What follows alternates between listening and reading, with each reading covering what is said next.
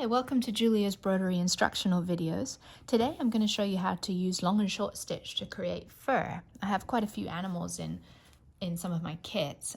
This one is the deers from Storybook Woodland.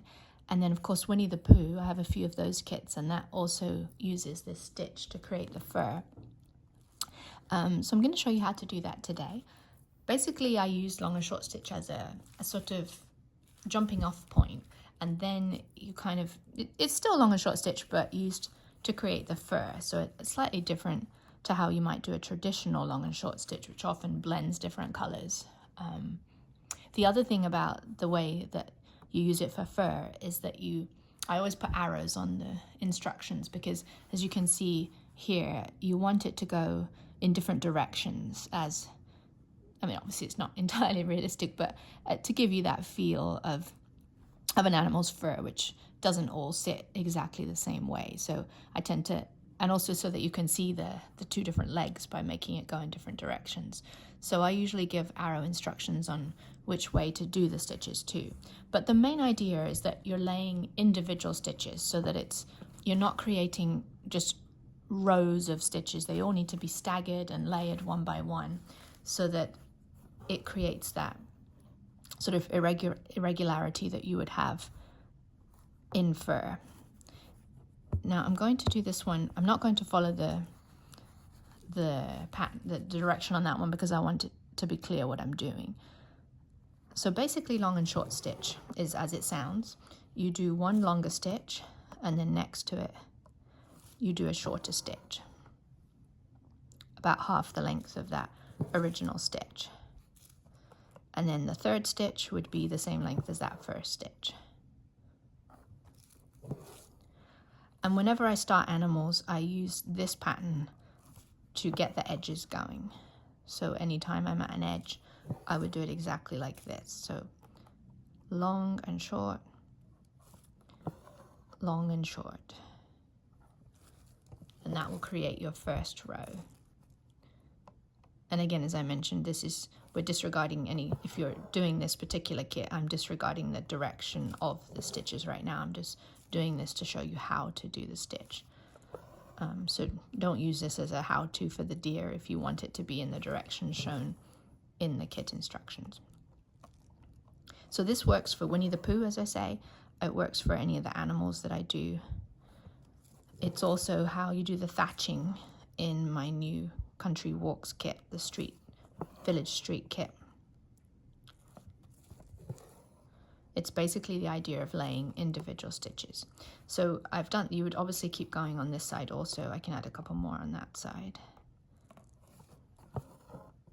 So this is a short one to go next to that long one. And hopefully you can see in this color, I could have done it I didn't want to do them in a pink, but all right, so now once you've got, so let's say you'd gone all the way to there, I would turn it around so that you can now start adding the next layer. And can you see, hopefully you can see on the video how there's gaps between these top ones, because the first lot are all one length and the longer ones are all one length, more or less. And so you've got this in between gaps. So then what I'm going to do is come in just a little above these stitches. And I'm going to split into the existing ones there. And then again, I'm going to come and split in to those previous stitches.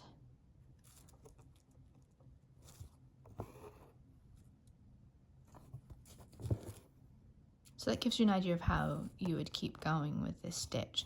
Because again, what you're trying to do is you don't want, even this would be quite uniform for fur. So what we're going to do in a second, I'll show you.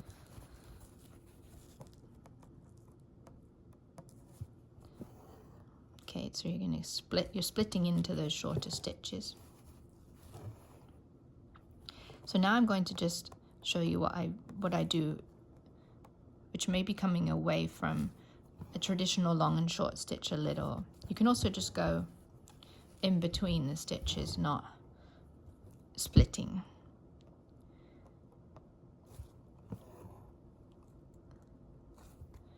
So then I just keep adding stitches so that they're always varying from the one next to it. So it's either longer than it, shorter than it, but you never want to just create rows of the same size stitch, or it won't look like fur. It'll just look like rows of stitches. So see how that's coming together.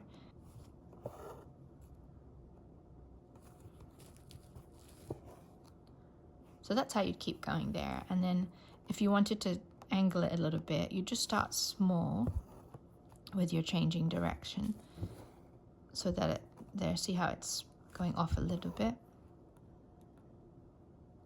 and coming halfway down that stitch.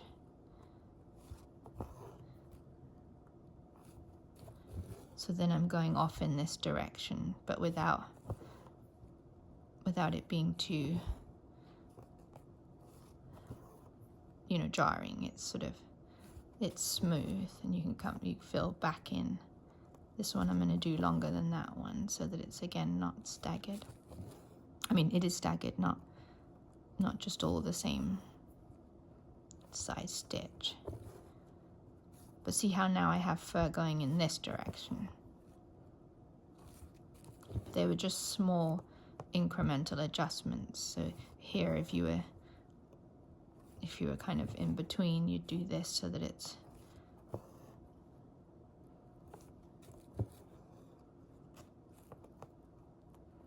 and so now I'm off in another direction.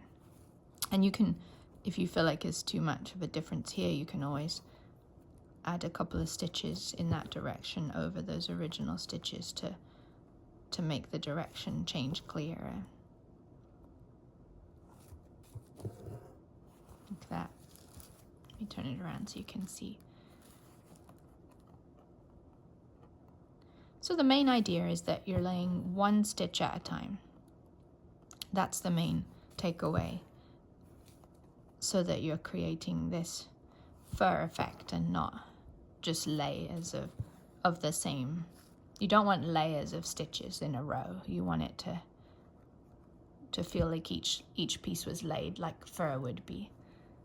So I hope that helps as you do the Winnie the Pooh or the animal kits.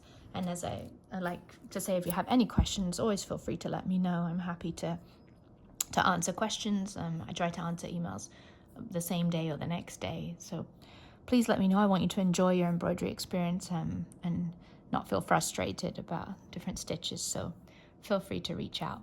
Happy stitching!